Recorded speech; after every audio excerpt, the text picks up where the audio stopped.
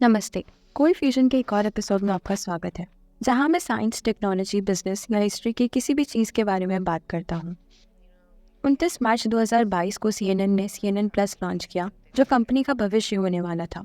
ये एक subscription based digital platform था, जिसके पास 4 साल के लिए $1 बिलियन का बजट था। लेकिन पूरा वेंचर ही सिर्फ 3 हफ्ते में बुरी तरह से गिर गया। तो क्या हुआ और हम यहाँ से क्या सीख सकते हैं? चलिए देखते हैं। आप देख रहे हैं कोल्ड फ्यूजन टीवी। 1980 में स्थापित हुई CNN ट्रेडिशनली वो नेटवर्क रही है जिससे दर्शक युद्ध, आतंकवाद या मेजर न्यूज़ के समय देखते थे। लेकिन 40 साल के बाद चीज़ें बदलने लगी हैं। CNN के कोर न्यूज़ बिजनेस ने फरवरी 2022 में अपने प्राइम टाइम के दर्शकों में 70% की कमी देखी। ये तब हुआ जब मीडिया पर विश्वास का स्टार सबसे कम हो गया था।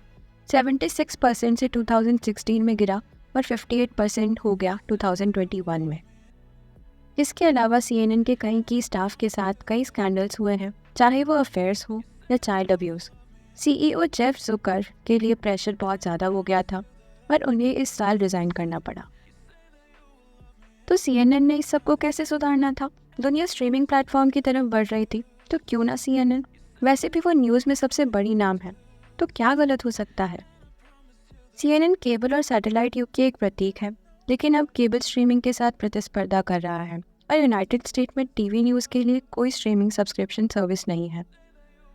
तो अगर आप 2022 में स्क्रैच से एक न्यूज़ प्रोडक्ट बनाने जा रहे हैं, तो आप इसे कैसे बनाएंगे? ये एक प्रश्न था, एक स्टार्टिंग पॉइंट था CNN प्लस के लिए। नतीजा था CNN प्लस। इसके बाद $1 मिलियन की एड कैंपेन शुरू हुई। स्टाफ को एक्सक्लूसिव कंटेंट प्रोड्यूस करने के लिए हायर करने पर मिलियन और खर्चे हुए। कुल मिलाकर सर्विस को बनाने में $300 मिलियन खर्च हुए। दर्शकों के लिए सब्सक्रिप्शन कॉस्ट थी $6 पर मंथ। समस्याएं शुरू हुई CNN प्लस की ब्रांडिंग से। बहुत सारे दर्शक सोचते थे कि ये सर्विस मोस्टली एक्सक्लूसिव न्यूज़ के लिए होगी, लेकिन असल में ये थोड़ा मिक्स्ड बैग था। हालांकि फोकस न्यूज़ पर था, लेकिन CNN प्लस की लाइनअप में एक कुकिंग शो, जेक टैपर के साथ एक book club show, past movie stars के बारे में एक शो, सिंगर डायवन वॉरविक के बारे में एक शो और एंडरसन कूपर का एक प्रोग्राम था जो कि पिता होने के चैलेंजेस के बारे में था। सच कहूँ तो किसी को भी इन चीज़ों की परवाह नहीं थी, लेकिन ये सिर्फ मुसीबतों की शुरुआत थी। दिलचस्प बात यह है कि न्यूयॉर्क टाइम्स के अनुसार लगता है कि CNN प्लस को इंटरनली बस के नीचे फेंक दिया गया था। आप देखिए, CNN प्लस के लॉन्च से ठीक पहले CNN, जो कि वार्नर मीडिया की प्रॉपर्टी थी, बड़े परिवर्तनों से गुजर रही थी। वार्नर ब्रदर्स और इसके साथ वार्नर मीडिया डिस्कवरी कैंपेन के साथ मर्ज हो रहा था। और बात यह है कि इन दोनों कंपनीज ने ही पहले ही स्ट्रीमिंग वर्ल्ड में अपना वेंचर शुरू कर दिया था। डिस्कवरी के पास डिस्कवरी प्लस स्ट्रीमिंग सर्विस थी और वार्नर मीडिया के पास HBO मैक्स था। इन दोनों स्ट्रीमिंग सर्विस को एक में बंडल किया जा रहा था, जिससे बेचारा CNN प्लस कहीं खो गया था। डिस्कवरी के एग्जीक्यूटिव शुरू से ही CNN प्लस के प्रति शंकास्पद थे। दरअसल उसके लॉन्च से पहले ही डिस्कवरी के मैनेजर ने CNN प्लस के अधिकारियों से बैठक करने के लिए इनकार कर दिया था, ताकि वो प्रोडक्ट के बारे में सुन सकें। और ये सिर्फ एक बार नहीं हुआ, ये 3 बार हुआ। उन्हें इसकी परवाह ही नहीं थी। आंतरिक समस्याओं को छोड़कर यह प्रोजेक्ट पूरा फ्लॉप था। एग्जीक्यूटिव्स ने पहले साल में 2 मिलियन सब्सक्राइबर्स की उम्मीद की थी, लेकिन CNN प्लस ने सिर्फ पहले 2 हफ्ते के बाद ही 10,000 स्थायी दर्शकों को ही संभाला। और ये तब हुआ जब प्राइस कम कर दिया गया था। जब वार्नर ब्रदर्स डिस्कवरी मर्ज के नए CEO डेविड ज़ास्लॉफ ने पहली बार इसके भयानक नंबर देखे, तो उन्हें चौंका दिया। उन्होंने इसे तुरंत बंद करने का फैसला लिया। उनके लिए CNN प्लस बहुत सारे रिसोर्सेज ले रहा था और कुछ भी रिटर्न नहीं दे रहा था। कुल मिलाकर $300 खर्च करने के बाद ये सर्विस सिर्फ 3 हफ्ते के लिए थी और इसके विस्फोट ने अपने वेग में आकर विनाश का एक ट्रेल छोड़ दिया था। लेऑफ्स शुरू हो गए और इस आपदा ने कई उम्मीदवार के करियर को उलट दिया। ये हमारा आखिरी एपिसोड होगा the source of CNN plus पर, सिर्फ कुछ हफ्ते के बाद हम लॉन्च होते ही। कैसी हंट, जो MSNBC से CNN प्लस के लिए जॉब छोड़कर आई थी, उन्होंने कहा कि उनके स्टाफ में से कुछ लोगों ने स्टेबल जॉब्स छोड़ दी थी और कुछ देश भर में मूव किए थे। और उन्होंने ये भी कहा कि उन सभी ने बहुत बड़ा जोखिम उठाया था। तो क्यों कोई नहीं देख रहा था? सारे फोकस ग्रुप्स और सर्वे शायद CNN मैनेजर को ये बताते कि आइडिया वैलिड है। लेकिन फ्री में कंटेंट देखना एक कंट्रोल सेटिंग में अलग होता है जब उसके लिए पे करना पड़ता है। CNN एक बड़ी लेगेसी ब्रांड होने के बावजूद अब इतनी इम्पोर्टेंट नहीं है। वो 1980s और 90s के मुकाबले अब उतनी इम्पोर्टेंट नहीं है। बाजार बस ये सोच रहा था कि CNN प्लस पर programming free TV, other internet content या अदर स्ट्रीमिंग प्लेटफॉर्म्स के मुकाबले काफ़ी कम वैल्यू थी।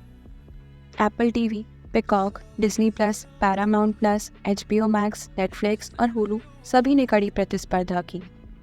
CNN प्लस सिर्फ एक और $6 पर मंथ था पॉलिटिक्स और बी ग्रेड कंटेंट के लिए। ये बहुत कम था, बहुत देर से था।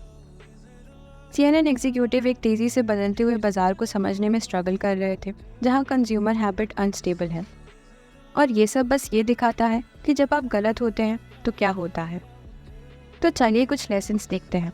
जैसा कि मैंने अपनी क्वीबी के फेलियर के एपिसोड में कहा था, आलोचना करना आसान है लेकिन बनाना मुश्किल। लेकिन फिर भी यहाँ कुछ लेसन्स क्या हैं? यहाँ 4 क्विक हैं। पहला लेसन ये होता कि सिर्फ ब्रांडिंग रिकॉग्नाइजेशन पर लीन ना करें। इसकी कोई खास गारंटी नहीं होती कि ये काम करेगी, खास करके एक तेज़ी से बदलते हुए बाजार में।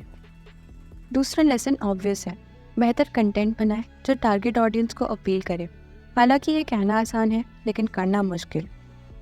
नंबर 3, ट्रस्ट बिल्ड करें। अगर CNN प्लस सक्सीड होना चाहता था तो उन्हें पहले फंडामेंटल सही करने होंगे। उन्हें सभी अमेरिकन्स में ब्रांड ट्रस्ट बिल्ड करना होगा, सिर्फ 50% में नहीं। इसके लिए अनबाइस्ड रिपोर्टिंग के जितना करीब हो सके उतना होना चाहिए। हर स्टोरी को कंप्लीट पिक्चर दिखानी चाहिए और ओपिनियन के लिए फैक्ट सब्स्टिट्यूशन नहीं करना चाहिए। वहाँ के व्हाट अबाउट के लिए सिर्फ CNN एक प्रॉब्लम नहीं है, ये फॉक्स न्यूज़ 2 के लिए भी सेम है। लेकिन ऑब्वियसली टॉपिक CNN है। और फोर्थ और final lesson, clear internal communication भी इस डिज़ास्टर को रोकने में मदद कर सकता था। डिस्कवरी और वार्नर मीडिया के अपने स्ट्रीमिंग सर्विस के लिए अपने प्लान्स थे, तो जब ये क्लियर हो गया था कि मर्ज हो रहा है तो CNN प्लस को कंटेंट को एग्जिस्टिंग सर्विस में एब्जॉर्ब कर लेना चाहिए था, स्टैंड अलोन सर्विस के रूप में लिंक करने के बजाय।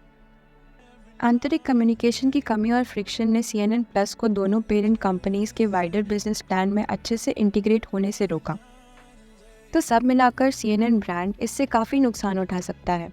मैं तो ये भी दाव लगा सकता हूँ कि CNN प्लस डिज़ास्टर के बारे में ज़्यादा लोगों ने सुना होगा CNN प्लस के मुकाबले। पूरी कहानी CNN की डिजिटल उपस्थिति पर एक प्रश्न छोड़ती है, जब अमेरिकन्स केबल टीवी देखना बंद कर रहे हैं। तो आप लोग क्या सोचते हैं? क्या आपने CNN प्लस के बारे में सुना था? स्ट्रीमिंग वर्ल्ड में सच में कट थ्रोट एनवायरनमेंट है। नेटफ्लिक्स भी स्ट्रगल कर रहा है, जैसा कि हम नेक्स्ट एपिसोड में देखेंगे। तो जाने से पहले कुछ क्विक हाउसकीपिंग। मैं इस सागा और बहुत कुछ के बारे में अपने लेटेस्ट एपिसोड में बात कर चुका हूँ, जिसे आप डिस्क्रिप्शन में चेक कर सकते हैं। मैंने अपनी म्यूज़िक के लिए Spotify पर 5000 फॉलोअर्स भी क्रॉस कर लिए हैं, तो उन सभी को धन्यवाद जिन्होंने सुना है। वैसे बस इतना ही मुझसे। मेरा नाम डगुगा है और आप देख रहे हैं कोल्ड फ्यूजन। मैं जल्द ही नेक्स्ट एपिसोड के लिए फिर मिलूँगा। चीयर्स गाइस, अच्छे रहिए। कोल्ड फ्यूजन, ये एक नई सोच है।